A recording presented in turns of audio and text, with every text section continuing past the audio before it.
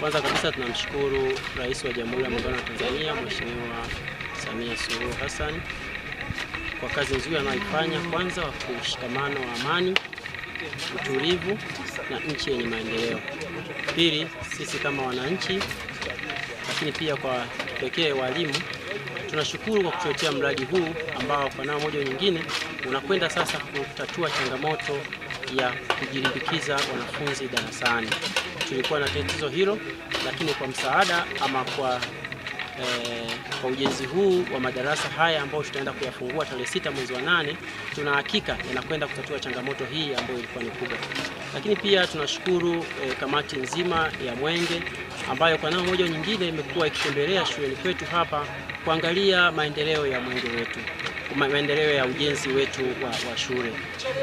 Kwa namna ya kipekee kabisa tunamshukuru mkuu wa wilaya ambaye kwa namna moja nyingine Mheshimiwa Dr. Aure ambaye yeye amekuwa ni mstari wa mbele kuhakikisha kwamba ujenzi huu wa madarasa haya, vyumba hivi 4 vinakwenda kwa kasi na tarehe 6 mwezi wa 8 unakwenda kufunguliwa kama ilivyoandaliwa.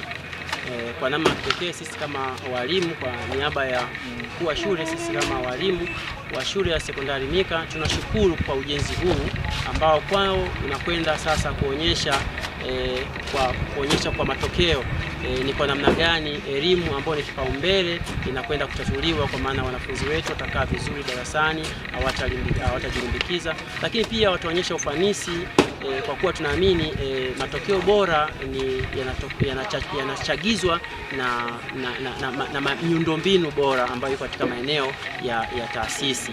Nashukuru sana. Lakini pia tunashukuru kwa kauli mbiu nzuri ambayo imeandaliwa mwaka huu inayosema Tanzania ni yetu sote, tushikamane kwa pamoja kuleta maendeleo. Asanteni sana na nashukuru sana.